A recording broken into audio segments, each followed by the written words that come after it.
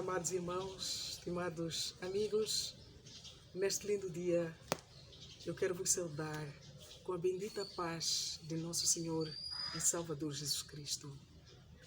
Espero que tenham passado bem os últimos dias, que a família também esteja bem. E nem sempre isso pode acontecer, mas em todas as circunstâncias podemos contar com Deus que está presente para nos ajudar. Resta só a nós pedirmos ajuda. Ele está disponível para nos ajudar. Vamos abrir as Sagradas Escrituras, o livro de Apocalipse, e vamos ler o capítulo 20, a partir do versículo 11 até ao versículo 15.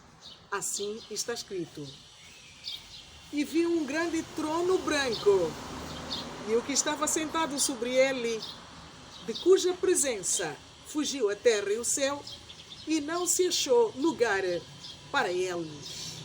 E vi os mortos, grandes e pequenos, que estavam diante do trono, e abriram-se os livros, e abriu-se outro livro, que é o livro da vida. E os mortos foram julgados pelas coisas que estavam escritas nos livros, segundo as suas obras.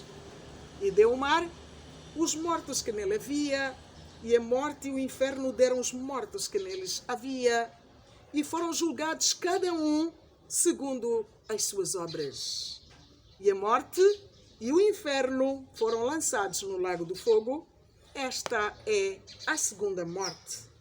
E aquele que não foi achado escrito no livro da vida foi lançado no lago de fogo. Oremos a Deus. Pai Celestial, em cuja presença estamos, obrigada, Senhor, pela Tua palavra, que é lâmpada para os nossos pés e luz para o nosso caminho. Através da mesma, conhecemos o ontem, o hoje e o amanhã. E estamos seguros de que estas coisas vão tomar lugar a seu tempo. Cria em nós, pela Tua imensa graça, o temor do Teu nome, a reverência e o respeito. E, Senhor, continuemos a lavar as nossas vestiduras no sangue precioso e eterno de nosso Senhor e Salvador Jesus Cristo, o qual jorrou no Calvário para a nossa libertação, a nossa salvação e a purificação dos nossos pecados. Fala conosco, Senhor, e nos fortalece na fé, através da Tua palavra, em nome de Jesus. Amém. Amados, da última vez estávamos a falar dos últimos acontecimentos da segunda fase da segunda vinda de nosso Senhor e Salvador Jesus Cristo, quando aqueles exércitos do anticristo se reuniram para batalhar contra o Rei dos Reis, Senhor dos Senhores, mas foram vencidos e foram vivos o anticristo e o falso profeta para o lago do fogo. Então, depois disto, Satanás será amarrado por 1000 anos para não mais enganar os habitantes da terra, e vai-se instaurar o reino de 1000 anos, o milênio de nosso Senhor e Salvador Jesus Cristo sobre a terra. E Cristo vai reinar com autoridade, justiça, retidão, e o seu povo, os seus santos, reinarão também com ele e vão ter o privilégio de ter tronos para reinar. Esse tempo vai ser uma época áurea na história da humanidade, onde a longevidade vai voltar e os homens vão voltar a viver como viveram Adão e os demais que foram da sua temporada, nos quais se destaca Metusalém, o homem que mais viveu sobre a terra. Os animais bravios deixarão de ser bravios. Vejamos só o leão, pastará juntamente com o boi e comerá querpim. A criança poderá brincar normalmente com a serpente, a cobra, o basilisco, sem sofrer dano ou detrimento. A paz vai ser imensa neste reinado. A alimentação condigna. Todos vão ter o necessário para poderem continuar a subsistir e a poderem viver. A saúde vai ser extrema. a inteligência, a sabedoria, a capacidade vai ser enorme. E as pessoas vão ser mais justas, mais respeitosas, mais honestas. E vão ser pessoas reverentes a Deus, saber amar o próximo e conviver com os outros. E os pecadores daquela temporada morrerão de 100 anos. Quer dizer, os outros viverão muito e os pecadores chegarão a 100 anos. Hoje, quando você já tem 70, 80, está extremamente cansado. E em alguns casos até pedindo a Deus para partir desta vida, porque é só canseiro e enfado. E os anos do ser humano agora passam rapidamente. E a Bíblia diz que nós vamos.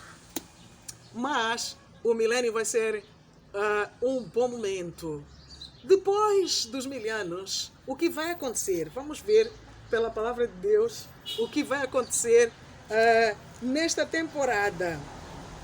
Apocalipse capítulo 20, versículo 7. E acabando-se os 1000 anos, Satanás será solto da sua prisão e sairá a enganar as nações que estão sobre os 4 cantos da terra, Gog e Magog, cujo número é como a areia do mar, para ajuntar em batalha.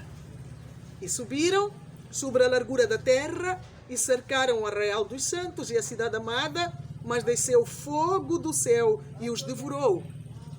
E o diabo que os enganava foi lançado no lago do fogo e enxofre, onde está a besta e o falso profeta, e de dia e de noite serão atormentados para todo sempre.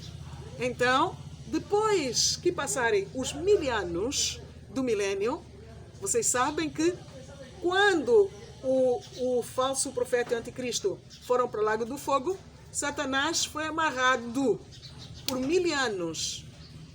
E então, quando ele foi amarrado por 1000 anos lá no poço do abismo, agora, quando é o termo de milênios, do milênio, ele é solto e sai de novo a fazer o seu trabalho de enganador. Nem os 1000 anos aprisionados não serão suficientes se ele quiser se arrepender para se arrepender. Porque quando ele sair, vai provar que não se arrependeu e vai pleitear contra Deus de novo. E vai organizar as nações para fazerem guerra ao Todo-Poderoso, enganando-as de novo. Repare, no milênio era um tempo de justiça, onde existirão muitos justos e muitos obedientes. Mas, afinal de contas, alguns ainda obedeciam simplesmente por falsidade e não pela inteireza do seu coração. Razão pela qual o diabo, quando é desamarrado ou solto, ele vai conseguir falar com eles e eles vão enveredar pela sua mais uma vez. Enquanto que os justos não irão atrás das suas teorias. Mas o que vai acontecer? A Bíblia diz que sai fogo do céu e os consome a todos. E o diabo vai se juntar com o falso profeta e o anticristo no lago do fogo e será atormentado para todo sempre. Após isso, então, vai se dar este juízo final do grande julgamento, do grande trono branco. Este julgamento é chamado julgamento do grande trono branco. E como é que vai ser então? Vai ter um juiz lá, aleluia. E esse juiz é nosso Senhor e Salvador Jesus Cristo, como a palavra de Deus atesta. Podemos ver em 2 Timóteo, capítulo 4 e versículo 1. Aí podemos ler: Conjuro-te, diz o apóstolo Paulo a Timóteo, diante de Deus e do Senhor Jesus Cristo, que há de julgar os vivos e os mortos na sua vinda e no seu reino. Jesus é o juiz que vai julgar os vivos e os mortos. Ainda neste texto, podemos encontrar o apóstolo Paulo no capítulo 7, no versículo 7 e no versículo 8 de 2 Timóteo 4, dizendo: Combati o bom combate, acabei a carreira, guardei a fé. E atenção, e desde agora a coroa da justiça me está guardada, a qual o Senhor, justo juiz, me dará naquele dia. E não somente a mim, mas também a todos os que amarem a sua vinda. O Senhor, justo juiz. Jesus Cristo, de facto, é aquele que foi constituído por Deus, juiz dos vivos e dos mortos. E também em nenhum outro há salvação, senão em Jesus Cristo. Ele é o nome que foi dado acima de todos os nomes. Aleluia. E diante de quem todo mundo vai se dobrar e confessar que Jesus Cristo é o Senhor. Ainda podemos ver em Tiago, capítulo 4, versículo 2, a expressão de que há um só legislador e um só juiz, referindo-se à pessoa de nosso Senhor e Salvador Jesus Cristo. Ainda em 1 de Pedro, no seu capítulo 4 e no versículo 5, encontramos assim, fala daqueles que não querem se converter, que pelo contrário zombam daqueles que amam a Deus, daqueles que vivem uma vida regrada, uma vida santificada. Eles gozam, os crentes. Então fala deles no versículo 5. Os quais, quer dizer, esses tais que fazem essa atitude de gozar os crentes, desprezar, servir a Deus, os quais hão de prestar conta ao que está preparado para julgar os vivos e os mortos. É o Senhor Jesus Cristo. Então o juiz que estará neste tribunal para julgar é o Senhor Jesus Cristo. E Jesus Cristo vai julgar com justiça. Neste tribunal não há de haver peitas, não há de haver suborno, não há de haver presentes, não há de haver ofertas, como nos dias de hoje. Alguns magistrados deixam-se corromper pelos presentes, como diz a palavra de Deus lá no livro de Provérbios, capítulo 17 e o versículo 23. Provérbios 17 e 23. Explica claramente esta questão das peitas. O ímpio tira o presente do seio para perverter as veredas da justiça. Os pecadores, os ímpios, praticam tanto mal e depois tiram um presente chorudo, entregam os magistrados, seja juiz ou advogado, procuradores, e alguns deles, com o presente, esquecem a justiça e pervertem o direito e pervertem a justiça. Olha, uma senhora bem distinta, a mãe do rei Lemuel, aconselhou o seu filho a ter uma postura para continuar a defender o direito dos aflitos, o direito dos necessitados. E ela disse para o seu filho, em Provérbios capítulo 31, vamos ver o que é que ela aconselha o seu filho rei, Lemuel. E ela diz, a partir do versículo 4, e vamos juntar com 5, ela diz: não é próprio dos reis, ó Lemuel, não é próprio dos reis beber vinho, nem dos príncipes desejar bebida forte, para que não bebam e se esqueçam do estatuto e pervertam o juízo de todos os aflitos. Ela aconselhou: ó rei, não beba vinho, não beba bebida forte. Isto vai o quê? Alterar o teu cérebro, a tua mente, e vai perverter o estatuto, as leis, e vai perverter o juízo dos aflitos. Quando tu, como rei, como príncipe, e os outros, como juízes, magistrados, foram colocados para defender a justiça. Então, ela dizia: não beba, filho, porque alguns bebem, começam um copo, dois e esquecem-se e ficam bêbados. E a Bíblia diz que o vinho e a licenciosidade tiram a inteligência. Então, quando as pessoas ficam com o vinho, com o presente, com as mulheres, perdem o juízo e pervertem o juízo. Mas Jesus não. Jesus vai julgar com justiça. E a base do seu julgamento é correta e certa. Veja o que diz a palavra de Deus que nós acabamos de ler. Aqui encontramos versículo 11. E vi um grande trono branco, e o que estava sentado sobre ele, de cuja presença fugiu a terra e o céu, e não se achou lugar para eles. E vi os mortos, grandes e pequenos, isto é, de alto status, de baixo status, importantes, ilustres ou não. e abriram-se os livros. Que livros são estes? São os livros dos atos dos seres humanos. Quer dizer que tudo que nós praticamos está registrado no livro. Aleluia. Faças bem, faças mal. Deus está vendo tudo. Você pode esconder dos outros. Os outros podem achar que tu és bonzinho demais, mas Deus está vendo tudo e tudo está registrado. E não vai escapar nesse dia. E abriram-se os livros. E abriu-se outro livro, aleluia. Este é um livro especial, que é o da vida. E os mortos foram julgados pelas coisas que estavam escritas nestes livros, segundo as suas obras. E encontramos o cemitério convencional dando os seus mortos para a vida, o mar com os mortos que ficaram lá soterrados e decompostos, dando os seus mortos para a vida. Em qualquer lugar onde um ser humano ficou, identificado ou não, morreu e se decompôs, ali voltará a vida. E o inferno também trará os espíritos. E os espíritos e os corpos serão juntos e estarão ali presentes no tribunal do trono branco, para serem julgados, cada um segundo as suas obras. E a Bíblia diz, e aquele que não foi achado escrito no livro da vida, foi lançado no lago do fogo. Quer dizer que, segundo você já sabe, tem a primeira ressurreição, onde vão ressuscitar aqueles que dormiram com sua fé em sinceridade para com Cristo. E também, no período da grande tribulação, tem mortos que vão ressuscitar, os que foram degolados por amor do testemunho de Jesus Cristo e não aceitaram a marca da besta na sua mão nem na sua testa. Esta é a primeira ressurreição.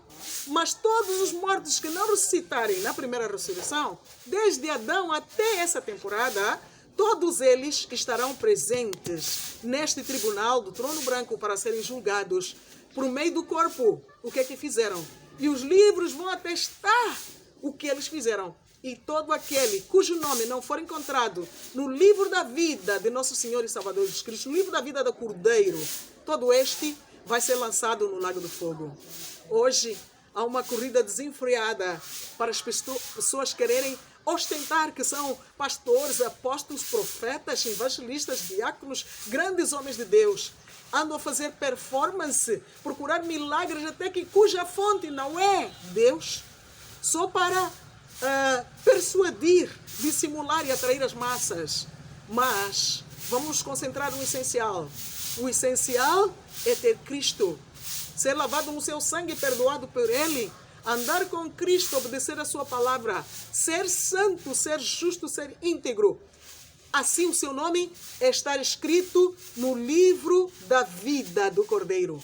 Assim você será cidadão do céu, aleluia, e não passará por este tribunal do trono branco. De outra maneira, ainda que ostente títulos, ainda que seja famoso, ainda que todo mundo lhe siga, ainda que faça toda a performance e seja um artista a dissimular atos fingindo que é o poder de Deus, não irá para o céu se o nome não estiver escrito no livro da vida.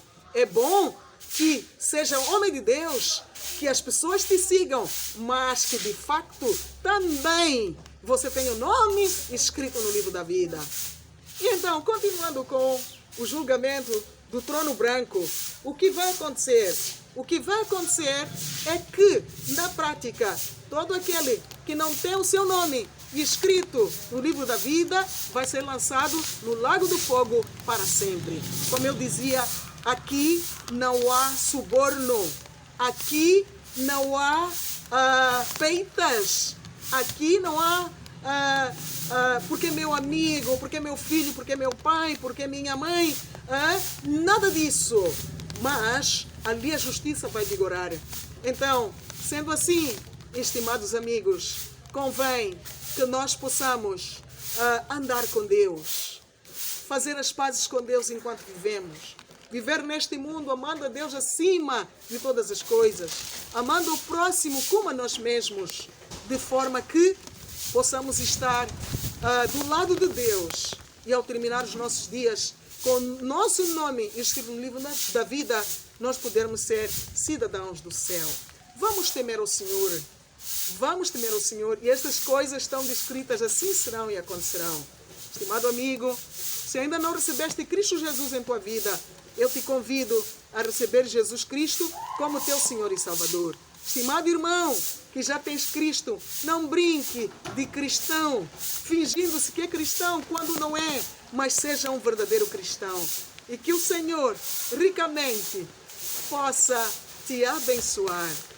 Oremos. Pai Todo-Poderoso, abençoa toda pessoa que ouviu a tua palavra, para que aguarde em seu coração e possa ser guiado pela mesma. Em nome de Jesus. Amém e amém.